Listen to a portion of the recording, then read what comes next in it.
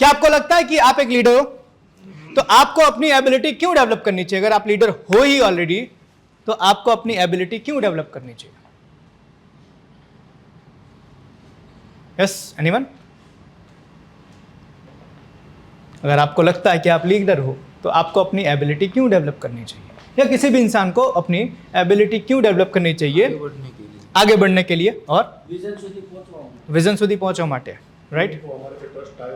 हमारी टीम को हमारे ऊपर ट्रस्ट है। समझना, अगर आप लीडर हो तो आपको अपनी लीडरशिप अगर दिखानी है या फिर आप अपनी टीम को बेहतर बनाना चाहते हो, आपको लीडरशिप एबिलिटी डेवलप करनी पड़ेगी। क्योंकि अगर आप खुद डेवलप होगे तो आप टीम को डेवलप कर पाओगे, और आप टीम को डेवलप कर पाओगे तो ही आप अपने बिजनेस को डेवलप कर पाओगे।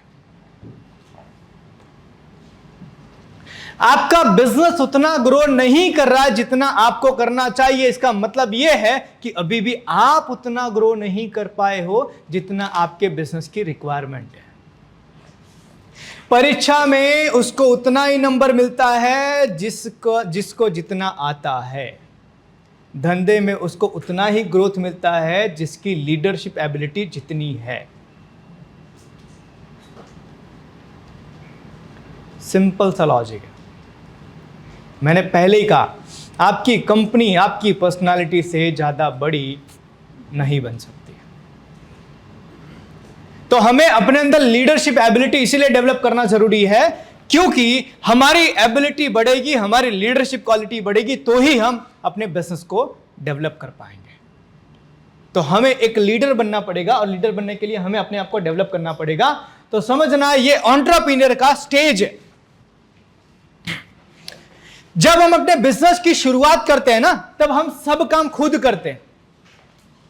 झाड़ू पोछा, ऑफिस खोलना, फैक्ट्री पर जाना, माल बना, सारी चीजें हम खुद करते हैं। उसको कहते हैं ट्रेडर। उसके बाद में आता है मैनेजर, कि हमने टीम हायर कर ली, अब हम टीम से काम करवा रहे हैं। देन आता है लीडर, कि भाई हमारे नीचे मैनेजर है और मैनेजर के नीचे टीम है, और टीम काम कर रही है, मैनेजर मैनेज कर रहा है और मैं मैनेजर को गाइड कर रहा हूं। उसके बाद आता है लीपर, कि मैंने लीडर तैयार कर दिया, लीडर के नीचे मैनेजर है और मैनेजर के नीचे पूरी टीम है, और मैंने उसको लीड करने के लिए दी, भाई तू सूरज देख, अब मैं जाऊंगा दूसरी जगह स्टेट डेवलप करने के लिए। लेकिन हर पोजीशन का एक टाइम पीरियड होता है, और वो टाइम पीरियड है 3-3-3। मतलब 10 साल के अंदर आप अपनी कंपनी के या आप अपनी इंडस्ट्री के लीपर होने चाहिए। लेकिन 90% इंडियन बिजनेसमैन यहां से आगे नहीं बढ़ पाते।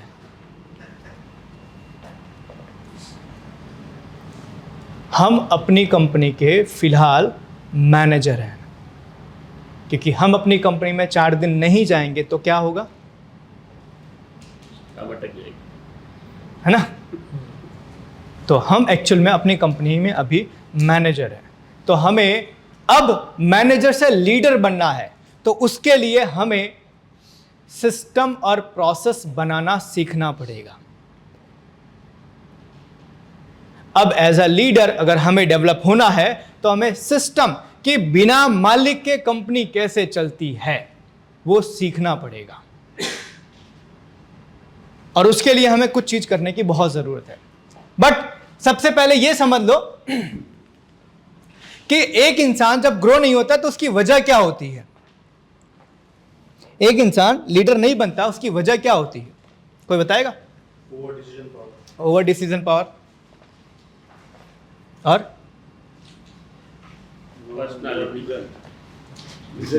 विजन क्लियर नहीं होती, और पर्सनालिटी टाइम पे कोई प्रोजेक्ट पूरा ना होता है, टाइम पर प्रोजेक्ट पूरा ना था, टीम के ऊपर ट्रस्ट ना रखना, लैक ऑफ कॉन्फिडेंस, टीम के ऊपर ट्रस्ट ना रखना, टीम के ऊपर ट्रस्ट ना रखना।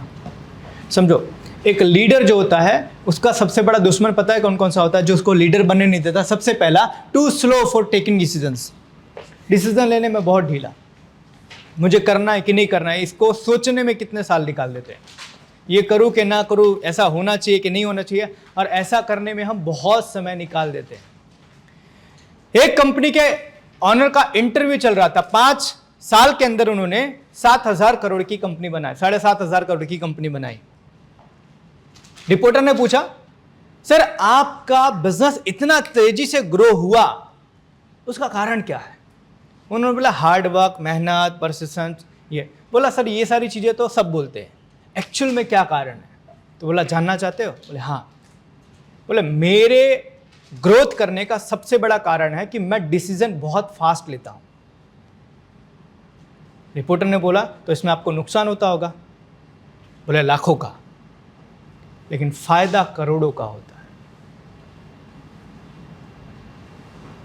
मुझे किसी इंसान को लेना है, अगर मानो वो अच्छा इंसान नहीं निकला तो मुझे नुकसान कितने का होगा?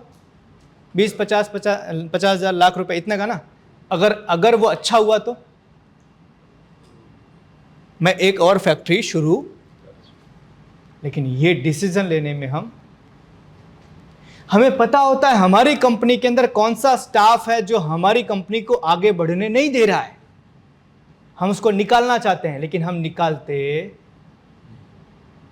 આવતા મહિને સુધરી જશે, આવતા વર્ષે સુધરી જશે, અને આવા કેટલા વર્ષો નીકળી જાય। हमें पता होता है कई बार कि ये सिस्टम हमें लाना चाहिए, लेकिन हम सोचते हैं एक दिन लाएंगे। कौन से दिन? कौन से दिन? सालों निकल जाता है। डिसीजन लेने में स्लो होते हैं। पहला जो आपको एक अच्छा लीडर बनने से रोकता है। दूसरा decision for need, for not for vision.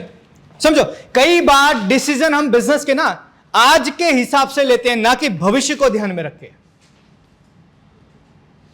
और मैंने पहले ही कहा जितनी बड़ी कंपनियां हैं वो आने वाले 5-10 सालों के बाद क्या होने वाला उसको ध्यान में रख के आज डिसीजन लेते हैं। मैं कंपनी की कंसल्टिंग कर रहा था राजकोट के अंदर। उनको एक बहुत बड़ी कंपनी से ऑर्डर मिला, शायद आपको नाम आइडिया होगा, वाडीलाल, है ना। वाडीलाल से उनको एक बहुत बड़ा ऑर्डर मिलने वाला था और उसके लिए वो मीटिंग करने के लिए गए। मीटिंग किया, उन्होंने अपनी कंपनी के सारे प्रोडक्ट बताए, सारा प्रोसेस बताया। तो उन्होंने बोला हम आपके वहां आएंगे और आपके वहां पर एक बार एक विजिटिंग करेंगे ताकि हमें पता चले कि आप हमारी रिक्वायरमेंट फुलफिल कर सकते हो कि नहीं। वहां से उनकी 12 लोगों की R&D team I, research and development की 12 लोगों की टीम आई और उन्होंने पूरा चेक किया, सारी चीजें चेक की कि भाई उनके पास उनका फाइनेंशियल स्टेटमेंट कैसा है पिछले 3-5 सालों का, उनकी प्रोडक्ट का यूनिट कैसा है, उनके पास मशीनरी कौन सी है, टेक्नोलॉजी कितनी है, मैन पावर कितनी, ये सारी चीजें उन्होंने चेक की। और उसके बाद फिर से बुलाया कि आओ हम बैठ के नेगोशिएशन करते हैं। और ये गए, इन्होंने परचेस मैनेजर से बातचीत की, सारी चीजें हुई और डील डन हुई। और उसके बाद हम बैठे थे ऐसे जर्नली। तो मैंने उनसे पूछा सर आप वाडीलाल में किससे मिले? बोले परचेस मैनेजर से।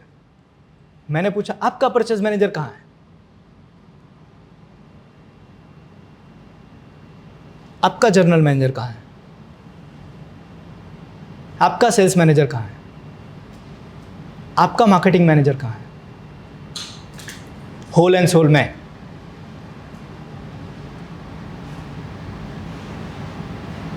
राइट, होल एंड सोल में हम डिसीजन नहीं लेते हैं। और आज हमें ऐसा लगता है कि आ બધું કામ તો હું કરી શકું ને, પછી મારે કેમ 50,000 માણસ લેવાના? સેલ્સ તો હું કરી શકું, પછી સેલ્સ મેનેજર કેમ લઉં? માર્કેટિંગ તો હું જ કરી શકું, સોશિયલ મીડિયા પર પોસ્ટ જ મૂકવાનો છે ને, એ તો હું મૂકી જ શકું। એમ બી દર રોજે તો 2 કલાક હું સોશિयल मीडिया पर જ હોઉં, એના માટે કેમ માર્કેટિંગ મેનેજર લેવાના? तो कई बार एक बिजनेस में जो होता है वो आज के हिसाब से फैसले लेता है, ना कि भविष्य के हिसाब से। राइट, बहुत जरूरी है। तीसरा दुश्मन है focus on saving not earning. याद रखना एक चीज, rule to become big businessman is spend. बड़ा बिजनेसमैन बनने के लिए आपको खर्च करना सीखना पड़ेगा। आप में से कितने लोग ऐसा बिजनेसमैन मिल चुके हैं जो बचा बचा के करोड़पति बनाओ? हेलो हेलो हेलो, कितने लोग आप मिल चुके हैं ऐसे किसी बिजनेसमैन को जो सेविंग कर करके करोड़पति बन गया? ये नियम है सर। आपको बड़ा बनना है तो आपको स्पेंड करना सीखना पड़ेगा। बट मैंने पहले बताया स्पेंड करने से पहले बजटिंग होना जरूरी है कि कहां मैं डालूंगा पैसा। तो कई बार लोग है ना जब कोई उनके वहां पर, मानो कि आप में से बहुत सारे लोगों को बहुत सारी चीजों की रिक्वायरमेंट होगी, लेकिन हम नहीं करते वो खर्चा। आपके वहां पर अगर 10 लोगों से ज्यादा की टीम है तो आपको एक एचआर रखना चाहिए।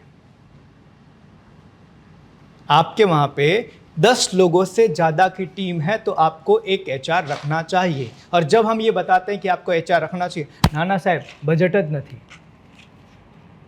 सर, आप 20,000 रुपए बचाने के चक्कर में आपने जेब बंद कर दी तो 2 लाख अंदर भी नहीं जाएगा। 20,000 निकलेगा नहीं, लेकिन 2 लाख हम कमा भी नहीं पाएंगे। स्पेंड करना सीखना पड़ेगा, राइट। तीसरा दुश्मन ये है। चौथा दुश्मन है work delegation versus self control. बहुत सारे लोगों को मैंने देखा हुआ है कि बिजनेस का सारा कंट्रोल वो अपने हाथ में लेना चाहते हैं।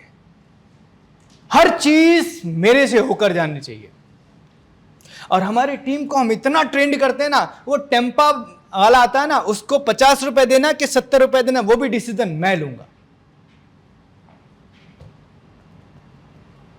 है ना। कई बार सर वो टॉयलेट की चाबी ना हम अपने ऑफिस में टांग के रखते हैं, ये काउंट करने के लिए साला कितनी बार मेरा स्टाफ का बंदा बाथरूम जा रहा है। सेल्फ कंट्रोल बहुत जरूरी है सर। डेलीगेशन करना सीखो, और ये लीडरशिप की बहुत बड़ी क्वालिटी, आगे हम डिस्कस करेंगे। लेकिन ये बहुत बड़ा दुश्मन है जो एक लीडर को लीडर नहीं बनने देता। एंड पांचवा सबसे बड़ा, don't invest for knowledge. Leader का सबसे पांचवा दुश्मन है कि वो इन्वेस्ट नहीं करते खुद के नॉलेज के लिए। अभी जस्ट एग्जांपल, हम ये एलडीपी जो कर रहे हैं ना सर, इसकी एक्चुअल प्राइस है 25,000 प्लस जीएसटी। सूरत में, राजकोट में 30,000 प्लस जीएसटी है। अगर मानो सर अगली बार हम ऐसा प्रोग्राम ऑर्गेनाइज करते हैं तो आप में से कितने लोग अपना पैसा देकर ये प्रोग्राम अटेंड करने आएंगे?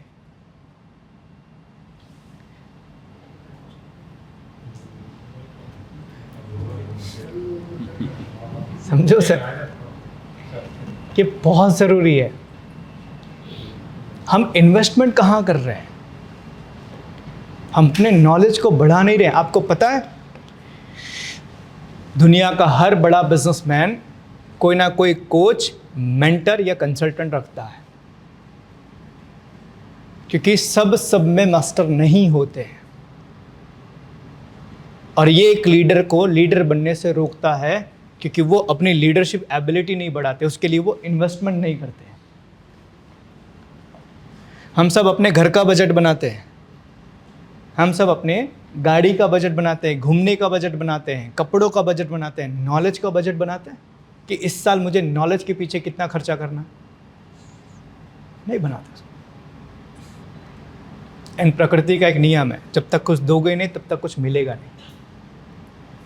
आपको अपनी अर्निंग का कम से कम 10% हिस्सा आपको अपनी लर्निंग के ऊपर खर्चा करना चाहिए।